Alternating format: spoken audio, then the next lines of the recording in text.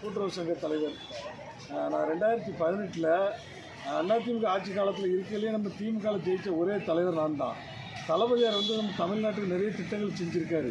அதனால் 2026 தலைவர் தான், மீண்டும் தளபதி தான் ஆட்சி அமைப்பார். அதில் எந்த மாற்று கருத்தும் கிடையாது. ஏன் அப்படின்னா மகளிருக்கான உரிமை தொகை, மகளிர் விடியல் பேருந்து எல்லாத்துலேயுமே தலைவர் இருக்கார். மகளிர் அடுத்தால குழந்தைகளுக்கான பள்ளி கட்டணங்கள், அடுத்தால காலை உணவு திட்டம் அப்படி சொல்லிக்கிட்டே போனால் தலைவரோட ஆட்சியில் எண்ணற்ற திட்டங்கள் மக்களுக்காக நிறைய செஞ்சுருக்காப்புல, தலைவருக்காக நிறைய செஞ்சுருக்காப்புல. அதனால் 2026 தளபதியாரோட ஆட்சி தான். இதில் எந்த மாற்று கருத்தும் கிடையாது. சரியா?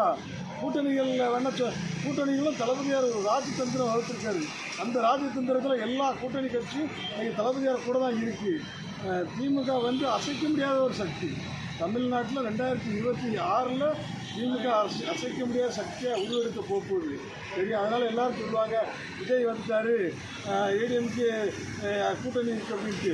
எதுவுமே கிடையாது, தளபதியார் தான். ஏன்னா திமுக, காங்கிரஸ், விடுதலை சிறுத்தைகள், மறுமலர்ச்சி திராவிட முன்னேற்ற கழகம், முஸ்லீம் லீக்கு எல்லாமே இன்னைக்கு தளபதியார் கூட தான் இருக்குது. அடுத்தால திமுகவோட கனவு எம்பி தொகுதி கனவு நம்ம தளபதியார் தான் நிறைவேற்றியிருக்காரு.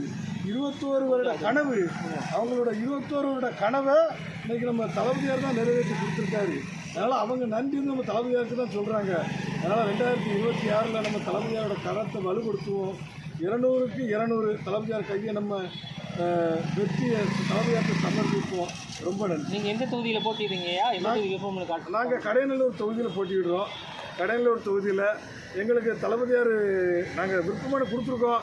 தளபதியார் ஆணையிட்டால் கூடுதல் வாக்கு வித்தியாசத்தில் அதை ஜெயிப்பேன் கடையநல்லூர் தொகுதியில். இப்போ உங்களுக்கு வாய்ப்பு கொடுத்தா எந்த அளவுக்கு வெற்றி வாய்ப்பு இருக்குது? வெற்றி வாய்ப்பு எங்களுக்கு பிரகாசமாக இருக்கியா?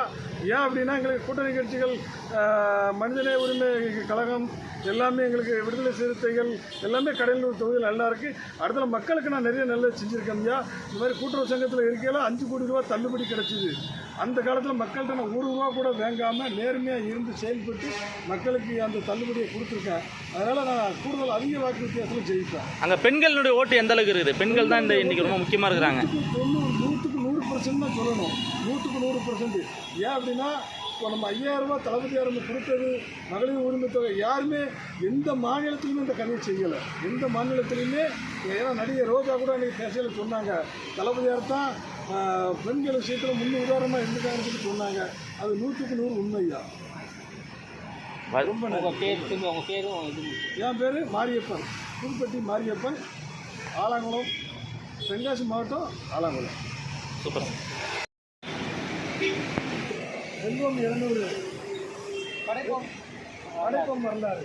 செல்வம் 200, செல்வம் 200, செல்வம் 200. தளபதியின் வழியில் பின்தொடர்வோம்.